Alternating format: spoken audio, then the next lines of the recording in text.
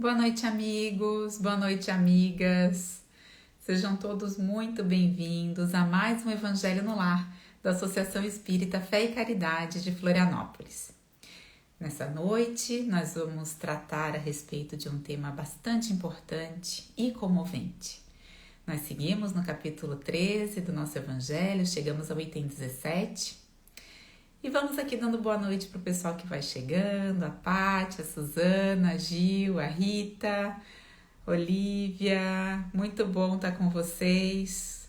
No dia seguinte, né, as celebrações tão emocionantes dos 106 anos da nossa associação, a nossa Casa Espírita de Amor. Oi, Miriam, oi, Marlete, que bom ter vocês aqui, queridas. A gente vai aguardando. Chegou aí meu convidado, acabei de ver. Oi, Marli, tudo bem? Oi, seu França. Que a paz de Jesus esteja com o senhor também, com todos nós. Então eu vou convidar aqui o Marquinho, que tá por aqui já. Pera aqui. Aqui. Opa, eu te vi, Marquinho, e fugiu aqui, mas vamos convidar. Vamos lá, agora sim, chegou aqui o teu pedido. Oi, Lígia, boa noite. Ana Carla, boa noite. Então, queridos, a gente. Oi, querido Marco, tudo bem? Boa noite também. Boa noite, tudo bem? Tá me ouvindo? Bem? Super bem, sim. Maravilha, maravilha. Oi, Sandra, boa noite também. Então, gente, como eu comentei, nós estamos seguindo aqui, Marquinho, no capítulo 13, não saiba a vossa mão esquerda o que dê a vossa mão direita. E como você bem sabe, não é a sua primeira participação aqui com a gente, né? E com certeza não é o seu primeiro evangelho no lar mesmo. Eu sei que já vão as centenas, né? Mas para o pessoal que está acompanhando, a gente gosta sempre de reforçar o roteiro que a gente segue, né? Que nos foi ensinado pela espiritualidade amiga tantos anos atrás, décadas e décadas, que é uma prece inicial, abertura de um livro que pode ser o Evangelho segundo o Espiritismo, pode ser alguma obra das obras secundárias, né, de Chico, obras de mensagens, como Fonte Viva, Religião dos Espíritos, Pão Nosso, realmente qualquer obra que traga aí a mensagem do Evangelho de Jesus. Ah, tenho só o Novo Testamento aqui em casa? Pode ser o Novo Testamento, pode ser a Bíblia. O importante é que a gente leia e tire dessa leitura o significado para o nosso coração. Né? O que aquela leitura nos diz? Faça um comentário em voz alta, faça a prece final e tenha a disciplina de fazer novamente no mesmo dia, no mesmo horário, semana após semana. E os benefícios são maravilhosos para quem faz, né? E para a família, para o lar, para a vizinhança. E assim a gente vai construindo um mundo melhor. Então, aproveitando a presença desse nosso amigo aqui nessa noite, Marquinho, vou te convidar para fazer a nossa prece inicial, pode ser? Claro, pode ser sim. Então, a prece nada mais é do que esse contato com Deus, com a espiritualidade, essa conversa íntima, né, informal, nada de formalidade. Então, que nós possamos, nesse momento, realmente sentir a presença desses nossos irmãos da espiritualidade, lembrar da presença deles ao nosso lado, especialmente do nosso anjo da guarda, e de Deus, nosso Pai, que está sempre conosco também. E pedir para que a mensagem da noite, aquilo que a gente vai conversar hoje aqui e discutir, possa nos auxiliar nessa nossa caminhada evolutiva.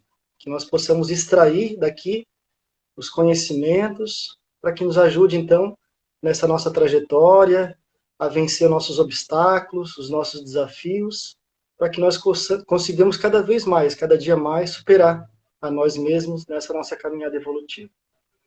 Então, gratidão a Deus, gratidão a esses amigos da espiritualidade, a todos os irmãos que torcem pela nossa caminhada, que com certeza são muitos, gratidão a eles, e assim, então, damos por aberto esse evangelho da noite de hoje. Vamos então à leitura. A gente tem lá, eu falei que item 17, né, gente? É item 18, tá? Item 17 a gente falou 2 semanas atrás sobre a piedade. No item 18 a gente tem os órfãos, então, lá no capítulo 13, e diz um espírito familiar, né? que quando a gente vai ver na Revista Espírita, em novembro de 1860, essa mensagem ela está assinada por Jules Marin, mas aqui no Evangelho Kardec, né, transcreve como um espírito familiar, porque não era também ninguém conhecido. Ele faz até uma observação em relação a isso na revista, né? O quanto a gente tem mensagens maravilhosas de espíritos que às vezes ou não se nominam, né? Ou quando se nominam não são pessoas reconhecidas na Terra, mas são espíritos de luz que estão aí nos acompanhando e nos trazendo essas belas mensagens. Então diz assim: meus irmãos, amai os órfãos. Se soubesseis quanto é triste ser só e abandonado, sobretudo na infância, Deus permite que haja órfãos para exortar-nos a servir-lhe de paz. Que divina caridade amparar uma pobre criaturinha abandonada, evitar que sofra fome e frio, dirigir-lhe a alma, a fim de que não desgarre para o vício. Agrada a Deus quem estende a mão a uma criança abandonada, porque compreende e pratica sua lei. Ponderai também que muitas vezes a criança que socorreis vos foi cara noutra encarnação, caso em que, se pudesseis lembrar-vos, já não estaríeis praticando a caridade, mas cumprindo um dever. Assim, pois, meus amigos, todo sofredor é vosso irmão e tem direito à vossa caridade. Não, porém, a essa caridade que magoa o coração, não a essa esmola que queima a mão em que cai, pois frequentemente bem amargos são os vossos óbolos. Quantas vezes seriam eles recusados se na choupana a enfermidade e a miséria não os estivessem esperando? Dai delicadamente, juntai ao benefício que fizerdes o mais precioso de todos os benefícios, o de uma boa palavra, de uma carícia, de um sorriso amistoso. Evitai esse ar de proteção que equivale a revolver a lâmina no coração que sangra, e considerai que, fazendo bem, trabalhais por vós mesmos e pelos vossos. No Espírito Familiar em Paris, 1860. Marquinho, especialmente você, né, que trabalha aí com a infância há tanto tempo, o que essa mensagem te traz? Que ensinos, né, você pode compartilhar com a gente a respeito dessa mensagem? Claro, claro. Então, primeira coisa que me vem, eu acho que é importante também contextualizar aqui para quem está começando a fazer o evangelho ou está fazendo há pouco tempo, que o objetivo é sempre trazer a mensagem para a nossa realidade, né? Então, tentar extrair aqui os conhecimentos e os valores que possam fazer sentido na nossa caminhada evolutiva, né? Então, mais do que ficar teorizando aqui sobre a mensagem, é a gente procurar sentir essa mensagem e trazer para o nosso coração para poder nos auxiliar, então, nessa nossa caminhada. Então, a primeira palavra que me ressaltou aqui, então eu peguei o texto, coloquei aqui do lado e destaquei algumas palavras, né? A palavra que ressalta, primeiramente, para mim, é o amai. Achei muito interessante, amai os órfãos, né? Então, convidando a gente a vivenciar aquele mandamento maior, que é o mandamento de amor. Eu acho que esse mandamento, quando a gente insiste no amor, ele vai ser sempre o caminho certo. A gente não vai errar quando a gente buscar amar, né? E no caso específico da mensagem, falando aqui dos irmãos que, neste processo encarnatório, nessa etapa encarnatória, né, nesse momento encarnatório, passaram pela provação da orfandade, né? Então, imaginar isso. E aí também é importante pensar enquanto espírito em evolução, que está encarnado nesse momento, que a vida verdadeira não é a vida material, é a vida espiritual, que se dilata, que se amplia, que vai muito além da nossa vida material, que é muito breve, né? Então, imaginar que essa prova da orfandade é uma prova também, é uma expiação ou uma prova, né? Dependendo de cada situação, de cada circunstância, mas nem por isso menos dolorosa. Aliás, bastante dolorosa, né? Então, já na segunda frase ele vai comentar: se soubesseis, para aqueles que não passaram por essa provação, o quanto é triste ser só e abandonado. Então, eu acho que quando a gente realmente tem interesse no bem do próximo, e aí esse espírito vai fechar lá no final falando isso, né? Fazendo o bem. Quando a gente ama realmente, a gente quer o bem do próximo, a gente busca atender essas necessidades que estão presentes e mais mais latentes naquele momento ali, né? Nesses irmãos, então, que passam por essa situação na infância, com certeza deve ser uma provação muito difícil. E aí, minha outra coisa que ocorreu também, que hoje em dia, raramente a gente encontra crianças em situação de rua, né? A gente trabalha muito com pessoas em situação de rua, mas poucas crianças. Não existe praticamente crianças em situação de rua, a não ser uma família que temporariamente está passando por uma situação e tem ali os seus filhos, né? Mas isso era muito comum antigamente, né? Mais ainda nessa época bem anterior. Eu lembro daquele livro 50 anos depois, né? Em que tem as crianças colocadas lá na mesa para aqueles corações bondosos poderem escolher a sua criança, né? E levar, se eu não me engano, é esse livro. Então, isso era uma situação muito mais comum um bom tempo atrás, né? De crianças que estavam em situação de rua, que estavam vivendo, por isso que ele fala ali, né? Onde é que ele fala aqui da questão que sofra fome e frio, né? Evitar que sofram fome e frio. Então, muitas vezes, crianças que estavam realmente nessa situação, sem um pai, sem uma mãe, às vezes vagando pela rua aí, à mercê do vício, né? Que é o que ele fala também ali. E aí esse amor, ele é proporcional ao sacrifício que ele nos causa. Então, acho que uma primeira lição que eu tiro dessa mensagem, ou uma segunda lição, né, que vai junto com a primeira, que é o amar, é o sacrifício que a gente dedica nesse nosso amor. Que realmente assumir a tutela daquele espírito que não foi planejado para a sua família, entre aspas, né, que a gente sabe que nada é por acaso, mas que ele não foi planejado como a gente costuma fazer e tal, então casa, depois tem, né, então assumir a responsabilidade de uma criança, de um ser ali em evolução, especialmente nesse momento de infância, que é um momento de muita vulnerabilidade, está ainda formando o seu caráter, enfim, e aí por esse motivo muito sujeito, dependendo da orientação que se dá às virtudes ou aos vícios, né, por isso que ele fala ali, não se engarra dos vícios.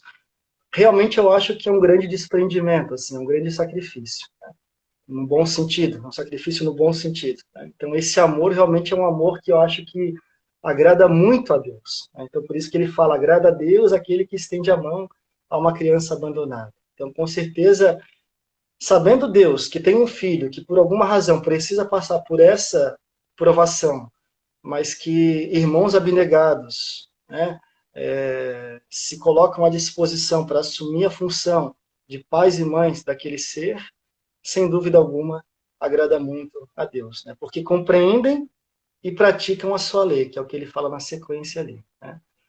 Então, acho que a primeira coisa desse amor abnegado é a grandiosidade disso, né? A grandiosidade dessa tarefa de se doar para a educação de um espírito que já inicia a sua experiência terrena com uma aprovação tão difícil que, com certeza, deve ser a aprovação da orfandade, né, de não ter os pais juntos. E aí, mais à frente, ele traz uma outra questão que também relaciona com outro princípio nosso, né, que aí também eu tenho pensado muito ultimamente, né, que a gente acaba sentando e pensando, né, Emília, na vida, nas nossas questões pessoais e tal, que é a questão da reencarnação. A gente muitas vezes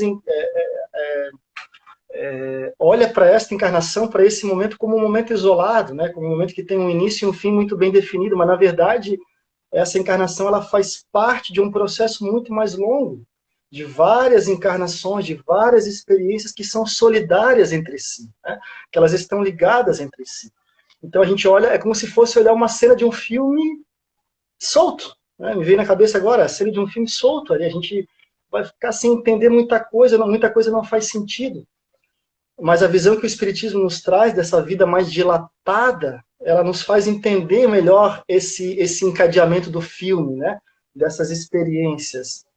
Então, entender que nada nos chega por acaso. E se por alguma razão, uma situação dessa, de poder estender o nosso amor, expandir o nosso amor, o nosso sacrifício em prol de um ser que está em formação, se depara, nós, né? Acontece, entender que possivelmente isso também tem raízes em existências pretéritas, né? Que é o que ele fala ali. Talvez esse espírito nos foi caro numa outra encarnação, e nessa encarnação, possivelmente, a gente pode ter combinado com ele de que ele passaria um tempo, então, nessa experiência, por alguma razão, que a gente desconhece e também não vem ao caso julgar, mas que nós estaríamos nos colocando à disposição para auxiliá-lo. Né? Porque ninguém vem aqui para falhar na sua encarnação. Todos vêm para hesitar, para ter êxito, né, na encarnação. E, sem dúvida alguma, a gente não pode esquecer que nós somos devedores uns dos outros, como diz Emmanuel. Então, obviamente, a gente conta com o auxílio dos outros, com familiares, com amigos, enfim. Né? Então, muitas vezes, essas crianças, ou até ampliando um pouco aqui o nosso tema, né? A gente fala dos órfãos, mas talvez órfãos de carinho, órfãos de orientação, não só os órfãos físicos de pai e mãe, né? Mas os órfãos das mais diversas condições e aspectos, né?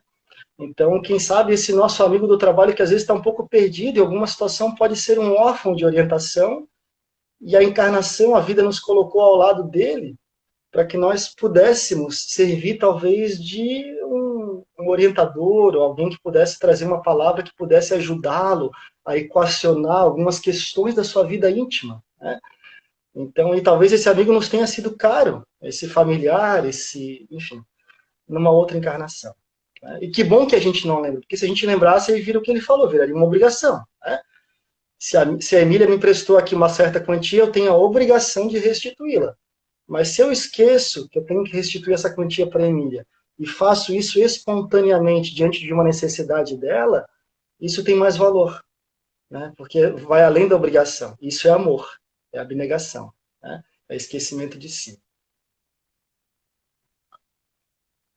Emília, eu estou falando aqui, estou encadeando as ideias, mas fica bem à vontade para interromper Ah, e colocar tá alguma coisa, tá? maravilhoso o teu raciocínio. Eu acho que costura bem, Marquinhos. Eu estou te ouvindo e estou pensando nos vários exemplos que foram vindo à mente, sabe, enquanto eu li a respeito desse tema. E antes mesmo, né? É um tema que comove muito a gente, né? Então eu sou bem atenta, assim, aos meus.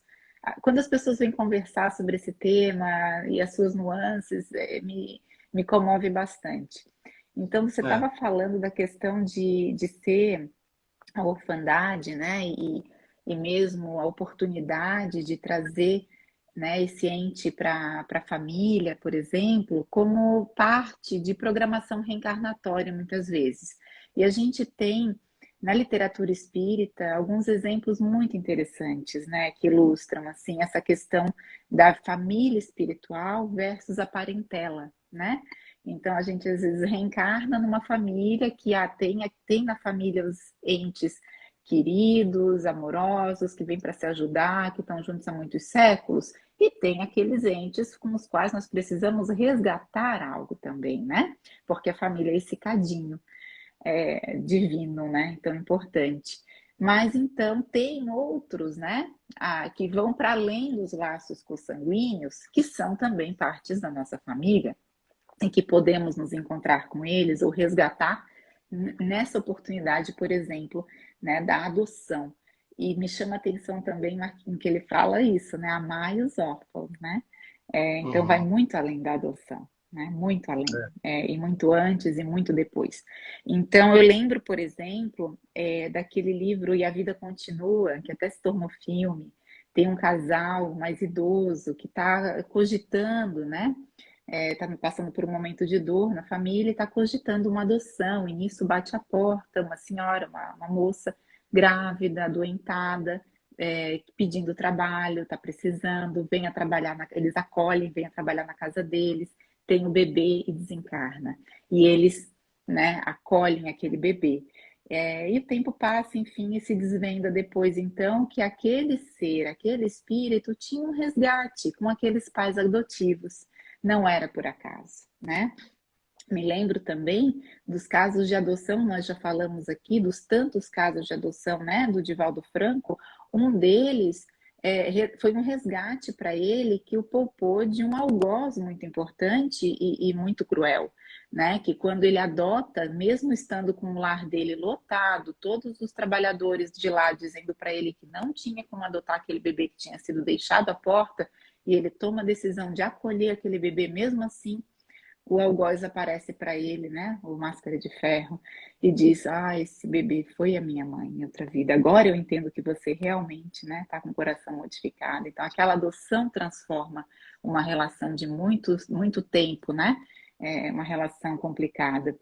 Tem o caso também do Ave Cristo, Marquinhos, você deve lembrar do Quinto Varro, que ele tem esse resgate, esse desejo, esse amor muito grande de pai, né, com o filho dele, o Tassiano, e ele quer conversar do Tassiano, né, que ele vê a bondade lá no fundo, onde ninguém mais vê, né, e ele então vem, né, como pai desse espírito, depois eles se afastam por um tempo, eles vêm a se reencontrar e criar uma amizade, ele desencarna, depois até deles se desentenderem, né?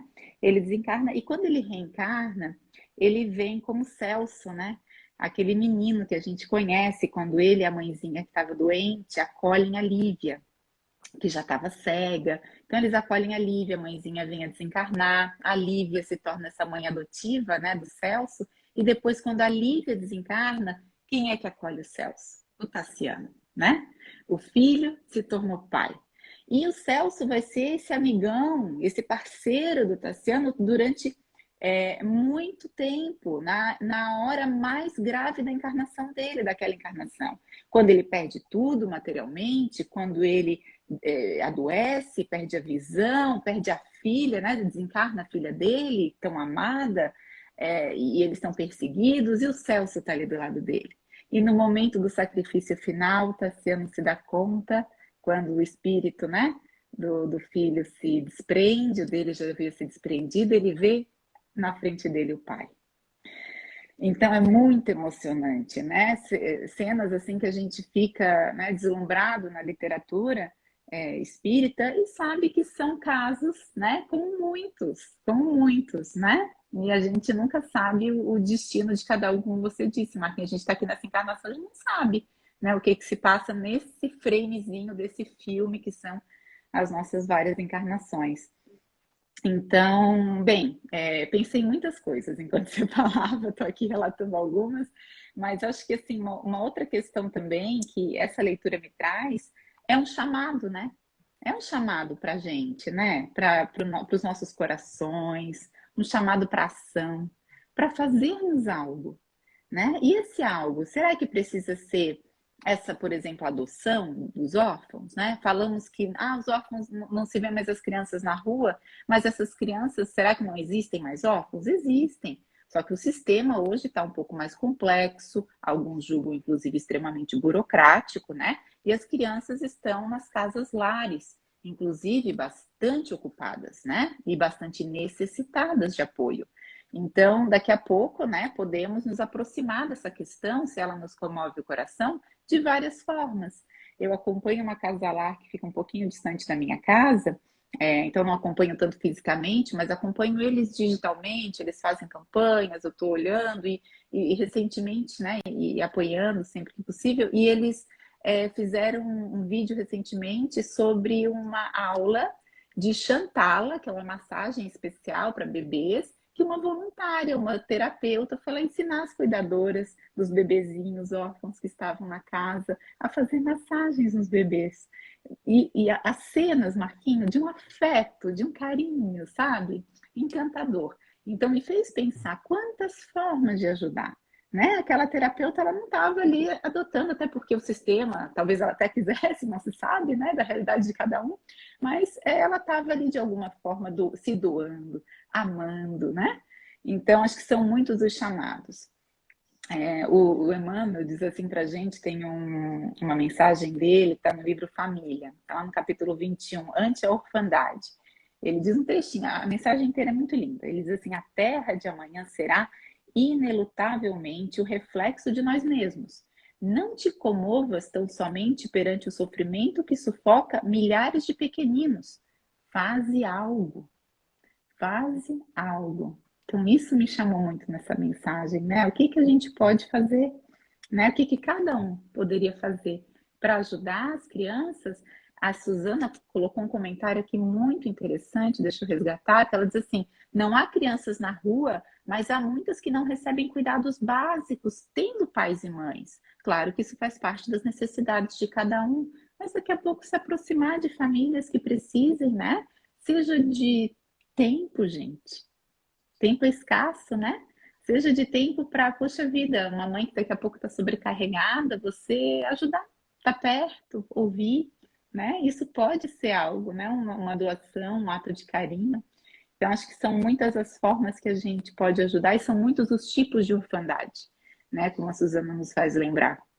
No ESG, a gente falava essa semana sobre a lei de sociedade, né? E o pessoal lembrou dos órfãos de pais vivos, né? Da questão dos laços, a questão 775, do desprendimento dos laços de família. Infelizmente, existem mesmo, né? Famílias que, nessa questão dos laços mais soltos, crianças, adolescentes acabam ficando, né?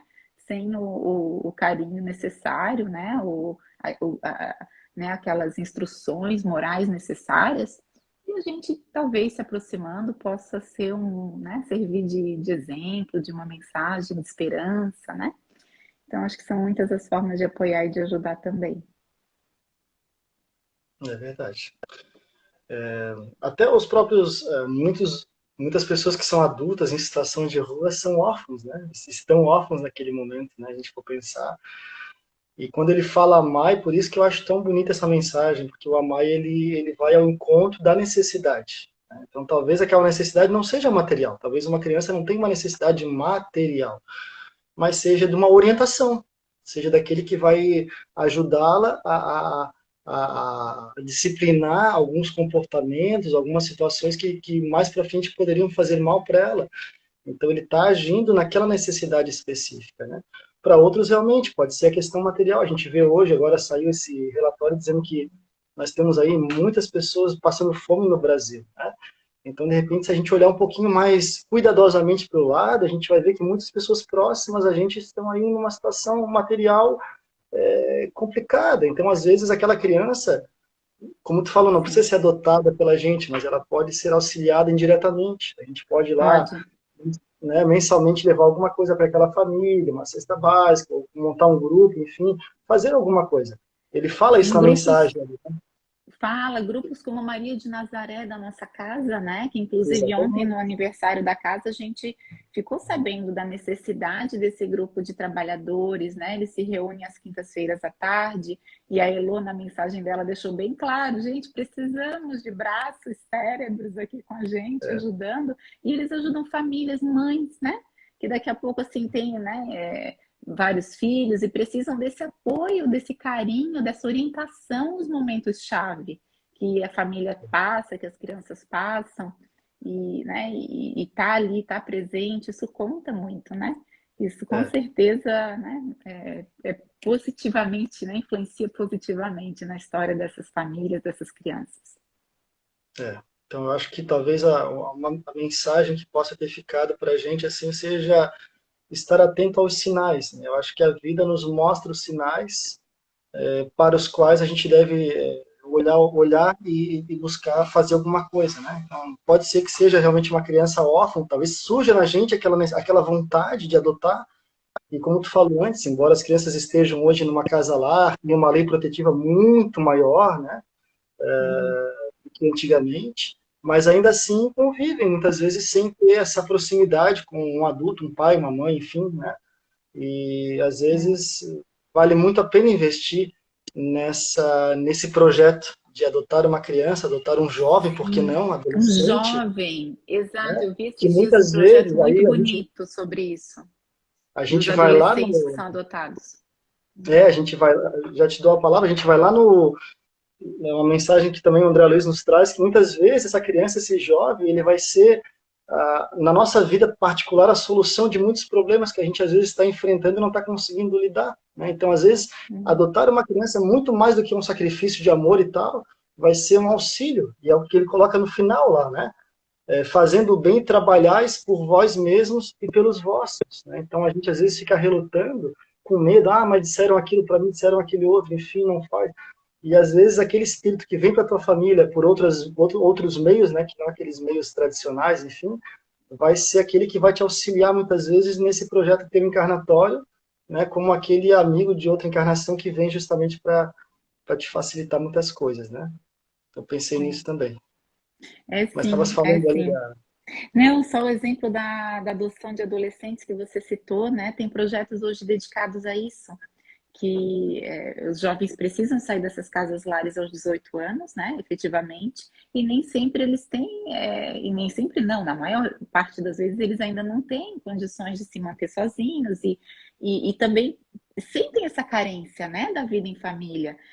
Um dos casos que eu tava ouvindo a respeito disso, a mãe, ela adotou dois jovens, né, dois adolescentes, ela relatava que queria proporcionar para ele coisas que eles não tinham tido na infância, então queria viajar, passear, e um deles ficava muito recluso né, e não ficava assim muito feliz com esses passeios. E ela um dia conversando com ele, né, meu filho, eu quero te proporcionar isso, assim, assim, o que tá vendo? Por que você resiste tanto? Ele disse, mas mãe, eu passei a minha vida querendo, eu fico emocionada, licença. Eu passei a minha vida querendo acordar num quarto que fosse meu, tomar um café da manhã com uma família, com pai e mamãe. Hoje eu tenho isso e você quer me tirar de casa? Eu queria tanto ficar em casa. Então, tão bonito, né? E ele dizendo que a Disneylândia dele era estar em casa com eles, né? Então, assim, já um jovem mais velho, né? Tinha 17 anos, e com essa necessidade desse amor, desse abrigo, desse acolhimento, né? Essa vida em família. Então, é realmente assim, são muitas as formas, né, Marquinhos, de ajudar e de amar. e, e tu me fala, tu falando isso, né, me veio à cabeça duas frases do texto também. Então quem não leu, fica a dica para ler aí. Que ele fala que todo sofredor é vosso irmão e tem direito à vossa caridade, né? Ou seja, nós temos entre aspas a obrigação. A caridade é uma lei, né? Então é meio que não é fazer por obrigação no sentido de que a gente tem que se impor a isso, mas é como se fosse um mecanismo da lei divina, né? De a gente poder se doar e isso, porque muitos se doaram para nós também. Nossos pais se doaram para nós, muitas pessoas que a gente nem conhece fizeram muitas coisas pela gente que a gente nem faz ideia, né? Então, se a gente tivesse clareza disso, a gente se sentiria realmente na obrigação de fazer muito mais do que a gente faz. E aí, respondendo aquela pergunta que tu fez no story ali né? Por que Deus permite isso, né? Claro, tem as questões evolutivas de cada espírito, as necessidades evolutivas, mas também para que nós pudéssemos servir essas crianças, esses jovens, essas pessoas, né? Essas pessoas que estão em situação de rua, de pais, né? De orientadores, de acolhedores, de tutores, né? Então, de fato, também é uma oportunidade para a gente, né? Poder entrar em contato com esses irmãos que estão passando por essa situação e ajudando também a ajudar a nós mesmos, né? Não buscando essa ajuda para nós no sentido egoístico, mas compreendendo que a nossa salvação está na caridade, né? Na prática do bem, na prática do amor, né? Então a lei se Isso. encadeia, né? Essas coisas vão se encadeando, assim. Acho muito bonito isso. E é o futuro, né, Marquinhos? É a lei natural, né? Para nós nos tornarmos um mundo melhor, um mundo regenerado, passa por isso. Está lá no Livro dos Espíritos, também na Lei do Progresso, na questão 793, a respeito de qual seria essa civilização, né, do futuro. Kardec pergunta, né, que indício se pode reconhecer uma civilização completa? E a espiritualidade fala sobre isso, né, pelo desenvolvimento moral, pelo dia em que a gente não tiver mais esse sofrimento nos nossos irmãos, né? Porque todos estaremos nos ajudando e livrando uns aos outros desse tipo de sofrimento, né? Então aí teremos sim essa verdadeira civilização completa, O né? Emmanuel tem uma mensagem que ele fala que uma, uma sociedade regida realmente pela lei do Cristo não tem fome, né? Porque as pessoas não vão conseguir dormir à noite imaginando que possam ter pessoas passando fome, que é o básico do básico, né? O básico do básico é se alimentar e é poder dormir em algum lugar. Então, uma sociedade onde realmente haja cristãos de verdade, isso já não existiria mais. Então, nos mostra ainda essa dívida que nós temos com o nosso processo evolutivo, né? A gente ainda não atingiu talvez a condição de cristão, a gente está tentando, né?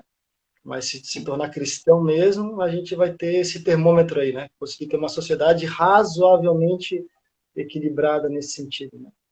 Enfim, estamos caminhando. É isso mesmo. Mas você falou da pergunta do Instagram, eu queria só ler rapidinho antes da gente encerrar as respostas que a gente recebeu dos amigos. Então, por que Deus permite, né, que existam os órfãos? Aí os amigos aqui do Instagram responderam assim: para que a nossa piedade desperte, para sensibilizar nossos corações, porque certamente é o melhor para a evolução espiritual de todos os envolvidos, para despertar a fraternidade em nossos corações, por necessidade de aprendizado do espírito e para nos inspirar a caridade. Então, obrigada a todo mundo que participou, viu, da nossa enquete. É sempre bom ter a participação de vocês. Queria saber, Marquinhos, você tem mais algum comentário, mais alguma consideração sobre a mensagem? Eu acho que fica para a gente esse chamado, como tu disse, né? Esse convite para que a gente possa expandir o nosso amor. Eu acho que nosso amor ainda é muito singelo, ainda muito acanhado, né? A gente ama com muitos cuidados. Né? Então, é não ter medo de amar, eu acho. E quando a gente realmente decide ampliar esse amor, a gente recebe os benefícios disso, né? Através de mais amor também. Então, talvez o convite seja esse. Né? E agradecer a oportunidade de estar mais uma vez aqui nesse evangelho, nesse momento, podendo conversar aí e trazer esse tema tão importante para a gente aí. Nossa, muito obrigada. A gente que agradece, Marquinhos, a tua presença, os teus comentários, suas reflexões são muito importantes.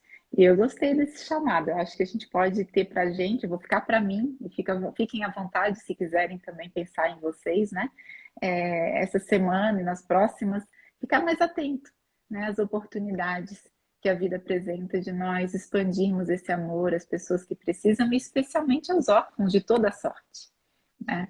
É isso que eu ia No falar, começo. talvez a gente tentar identificar quem são os órfãos da nossa vida nesse momento. Boa, muito bom. O seu França tem aqui também uma mensagem de gratidão, Emília Marquinhos, pelas reflexões assertivas. Fazer o bem é trabalhar pelo reparo de nossas faltas. Uma semana abençoada a todos. Queridos, para nós encerrarmos então esse delicioso Evangelho no Lar, dá vontade de ficar aqui conversando com o Marquinhos um tempão, mas temos o nosso tempo, né? E sugerimos que vocês também, ao fazer o Evangelho no Lar, tenham aí esse tempinho, né? 30 minutos, é um tempo bem razoável para essa prática. O Marquinhos está agradecendo, né, os comentários dos amigos, a Ana Carla, a Preta. Obrigada, queridas. Eu vou encerrar então fazendo a leitura de uma mensagem muito bonita que foi recebida por psicografia em 1933 por Francisco Cândido Xavier e ficou registrada no livro, o primeiro livro, no capítulo 36, na parte terceira, foi ditada pelo Espírito João de Deus e diz assim: o órfão e a caridade. É um poeminha. Vai o órfãozinho pelo caminho da provação, amargurado, triste, sozinho, sem lar, sem pão. Abandonado, extenuado, pede ao Senhor amparo e luz, conforto e paz à sua dor. E o bom Deus manda dos céus a caridade, para lenir os sofrimentos da orfandade. E ela trabalha, veste e agasalha os órfãos nus, dá-lhes asilo, o pão e a fé que aos céus conduz. Depois um dia, com alegria, regressa aos céus, onde espera a primavera do amor de Deus, para ficar e laborar junto ao Senhor, no eterno asilo, doce e tranquilo do seu amor. Vamos então, queridos, embalados por esses versos que reconfortam e nos convidam à caridade, agradecer mais esse encontro do Evangelho no Lar, agradecer a caridade do amigo Marquinho de estar aqui com a gente, compartilhando com tanto carinho seus estudos e suas reflexões. Agradecer a cada um presente aqui pelos comentários, por estarem atentos, por emanarem tantas boas vibrações e por juntos seguirmos no caminho traçado pelo nosso mestre amigo Jesus, que possamos estar atentos, que possamos agir com caridade nessa e em todas as semanas. Que assim seja. Mais uma vez, muito obrigada. E até a próxima, Marquinho. Pessoal, até semana que vem. Obrigado, gente. Até a próxima. Um abraço. Boa noite.